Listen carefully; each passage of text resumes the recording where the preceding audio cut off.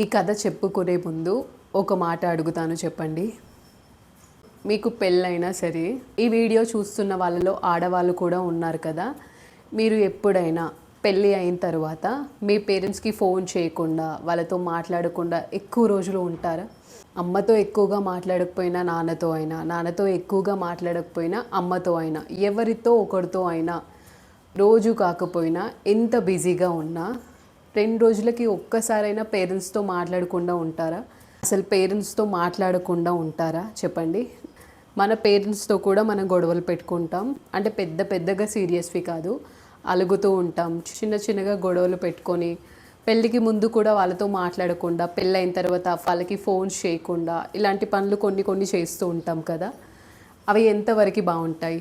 కొంతవరకు మాత్రమే బాగుంటాయి. కానీ ఒక వారం రోజులు పేరెంట్స్తో మాట్లాడకుండా ఫోన్ చేయకపోతే ఏదోలా ఉంటుంది కదా.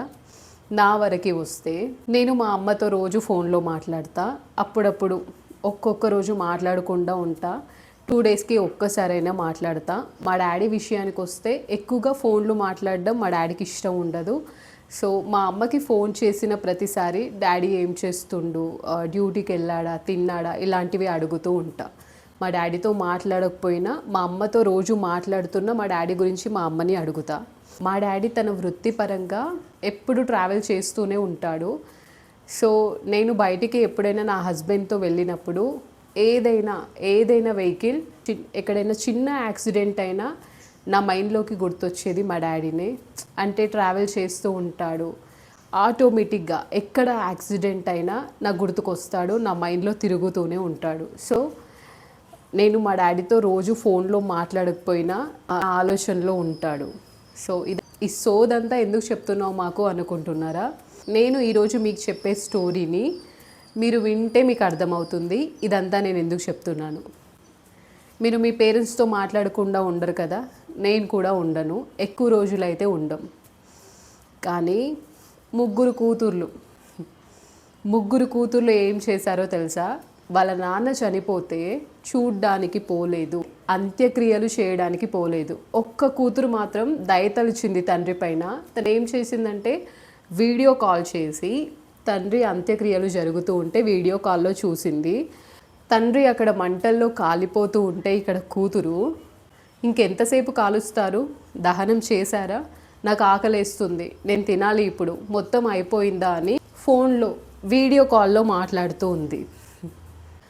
చాలా జరుగుతున్నాయి, చాలా చూస్తున్నాం మనం లోకంలో. అసలు ఇలా కూడా చేస్తారా, ఇలాంటి పనులు కూడా జరుగుతాయా అనుకున్నవి ఎన్నో జరుగుతున్నాయి. నేను చెప్పేది కూడా అలాంటిదే. ఇలా కూడా జరుగుతుందా, ఇలాంటి కూతుళ్ళు కూడా ఉంటారా అని మీరు ఆశ్చర్యపోక తప్పదు. యాక్చువల్లీ ఏంటంటే ముగ్గురు కూతుర్లు, ఒక తండ్రి. డబ్బులు బాగా ఉన్న వాళ్ళే ముగ్గురు కూతుర్లని కూడా సూపర్గా చదివించి మంచి అబ్బాయిలతో పెళ్లి చేసి మంచి లైఫ్ని ఇచ్చాడు.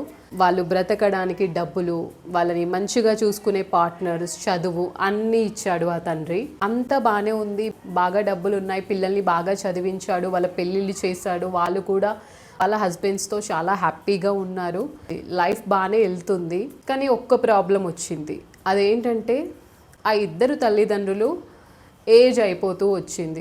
వాళ్ళకి కొడుకులు ఎవరు లేరు, ముగ్గురు కూతుర్లే. స్వతహాగా ఏం చేసుకోలేరు, కొన్ని ప్రాబ్లమ్స్ ఉంటాయి, ఎవరి సపోర్ట్ అయినా కావాలి. సో వాళ్ళు బాగా డబ్బులు ఉన్న వాళ్ళు కాబట్టి హర్యానాలో మంచి సదుపాయాలు, మంచి సౌకర్యాలు ఉన్న ఒక అనాథాశ్రమాన్ని చూసుకొని ఆ ఇద్దరి తల్లిదండ్రులు ఆ ఆశ్రమంలోనే ఉన్నారు. అలా కొన్ని రోజులు బాగానే ఉన్నారు, హ్యాపీగా ఉన్నారు. కొంతకాలం అయిన తర్వాత అతని భార్య చనిపోయింది.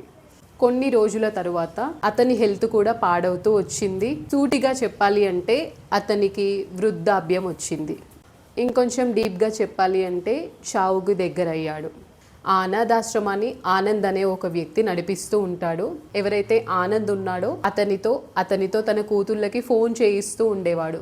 నా కూతుళ్ళని చూడాలనిపిస్తుంది, నా కూతుళ్ళతో మాట్లాడాలి అనిపిస్తుంది, నా కూతుళ్ళని నా దగ్గరికి రమ్మనండి అని ఎప్పుడు ఆనంద్ని ఫోర్స్ చేస్తూ ఉండేవాడు. ఆనంద్ కూడా ఫోన్ చేస్తూనే ఉండేవాడు. కానీ ఆ ముగ్గురి కూతుర్లలో ఎవ్వరు కూడా అతని దగ్గరికి రావడానికి ఇష్టపడే వాళ్ళు కాదు. చావు బతుకుల మధ్య ఉన్న తండ్రిని చూడడానికి కూతుళ్ళు ఎందుకు రారు? ఈ తండ్రి మంచివాడు కాదా, వాళ్ళని ఏమైనా బాధ పెట్టాడా అంటే అలాంటిది ఏం లేదు. చాలా ఆస్తులు ఉన్నాయి, బాగా చదివించాడు, చాలా బాగా చూసుకున్నాడు, మంచి మంచి పార్ట్నర్స్ని ఇచ్చి పెళ్లి చేశాడు, అంతా బాగుంది. అలా అని వాళ్ళు వేరే దేశాల్లో ఉన్నారని కాదు, పక్క రాష్ట్రాల్లోనే ఉంటారు ముగ్గురు కూతుర్లు, కానీ వాళ్ళకి తీరిక లేదు తండ్రిని చూడడానికి. ఓకే, ఇలా రోజుల్లో తండ్రికి వాళ్ళని చూడాలి అనిపిస్తున్నా ఒక్కసారి కూడా రాలేదు కదా.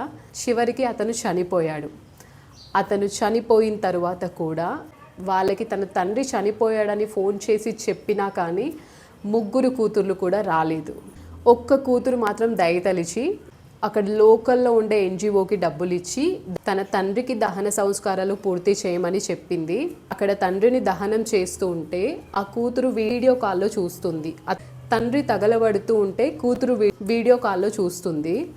అంతటితో అయిపోలేదు, మొత్తం దహనం చేసిన తర్వాత బూడిద ఉంటుంది కదా, మరి బూడిదని ఏం చేయమంటారు అని అక్కడ ఉన్న వాళ్ళు అడిగితే, బూడిద ఏం చేస్తాం, బూడిదని ఏం చేస్తారు, దాన్ని ఏం చేసుకోవాలి, అదేమైనా చేసుకోండి కానీ తొందరగా పని పూర్తి చేయండి, మొత్తం కాలిపోయాడా, నాకు ఆకలేస్తుంది, నేను తినాలి అంటుంది. ఇదేదో నేను కల్పించి చెప్తున్న స్టోరీ కాదు, రియల్గానే జరిగిన స్టోరీ ఇది. రియల్గానే తండ్రికి అంత్యక్రియలు జరుగుతూ ఉంటే ముగ్గురు కూతుళ్ళు రాలేదు, ఒక్క కూతురు మాత్రం వీడియో కాల్లో చూసింది దహనం అవుతూ ఉంటే. మీరు జీర్ణించుకోక తప్పదు, ఇది రియల్గానే జరిగింది.